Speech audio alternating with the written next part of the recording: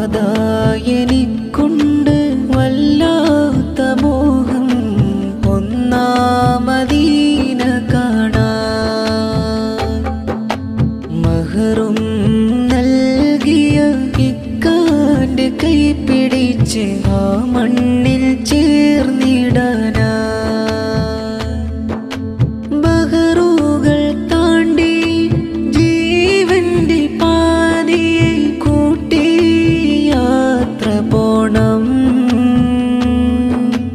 മക്കത്തെ പള്ളിയിൽ ഇക്കാന്റെ കൈ പിടിച്ച് തവാഫൊന്നു ചെയ്തിടണം. മുത്ത് റസൂലിന്റെ ചാരത്ത് ചെന്നിട്ട് സലാമൊന്നു പറഞ്ഞിടണം. ആ ദിനവും